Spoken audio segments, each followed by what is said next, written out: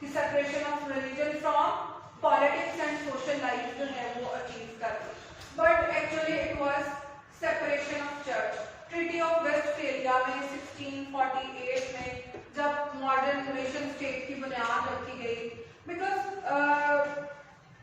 Catholic church was very brutal और उनकी सियासत के ऊपर डोमिनेंस थी। अगर तो किसी बादशाह ने प्रॉपरली रूल करना है, जिसको अपनी गवर्नमेंट की स्टेबिलिटी चाहिए, उसको चर्च की सपोर्ट चाहिए। और Europe went through 100 years war. उनकी डिफरेंट जो है क्रिश्चियनिटी के फिरकों की वजह से कॉन्टिन्यूसली यूरोप जो है वो टर्मोइल का शिकार था। तो उन्होंने उसको एक सोल्यूशन निकाला कि जो चीज प्रॉब्लम क्रिएट कर रही है उसको जरा जो है वो निकालने की रास्ते हैं। And problematic was church not religion. ठीक है, क्योंकि डिस्कोर्स मगर ने अपनी मर्जी का रखा तो ग्रेजुअली उन्होंने चर्च की जगह रिलीजन को रिप्लेस कर दिया। ठीक है, और उन्होंने हम पे मशरिक पे इम्पोज करना शुरू कर दिया कि क्योंकि हम समझते हैं कि चर्च को निकालना है, ग्रेजुअली हम आपको बता रहे हैं कि रिलीजन को निकालना है, तो because we know best about you, तो ये भी हमें पता है कि आप इसको निकाल देंगे ना तो it is best for you. और हमने यहाँ पे कुछ लोग उसको करते हैं, पोर्ट्रे करने की कोशिश करते हैं, उसको प्रोपोगेट करते हैं बेसिकली। अब क्वेश्चन करते हैं कि इन्होंने खुद निकाला है या नहीं, पहले इनको करते हैं फिर ये देखते हैं कि हमारे लिए निकालना बेहतर है या ना निकालना। Let's take example of Union Jack. कितनी स्टेट्स हैं यूनाइटेड किंगडम में? यूके जिसको हम कहते हैं, यूएस की नहीं बात, यूके की बात जिसको ब्रिटेन कहते हैं।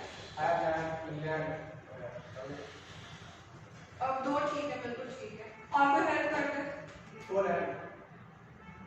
इंग्लैंड। हम नॉर्मली जो है वो ब्रिटानिया और इंग्लैंड को इक्वलिटी यूज कर रहे हैं कि शायद एक ही मुल्क है।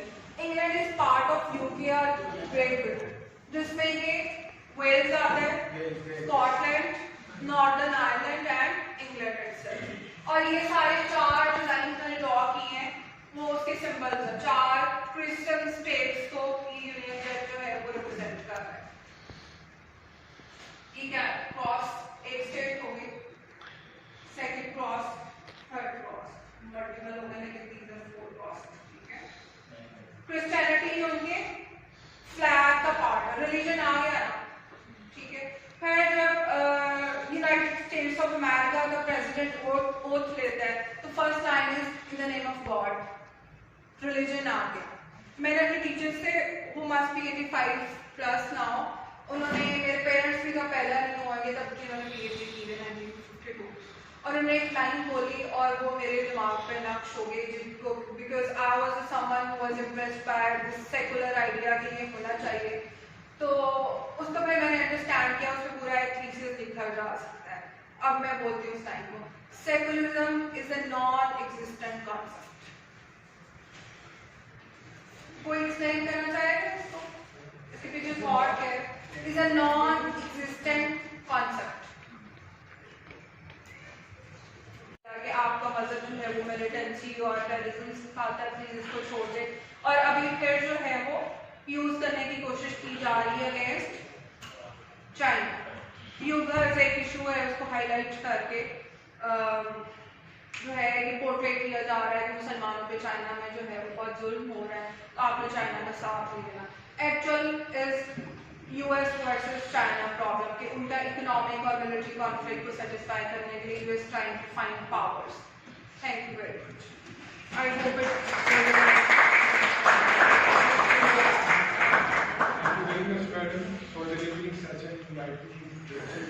on what might be called the ramification of the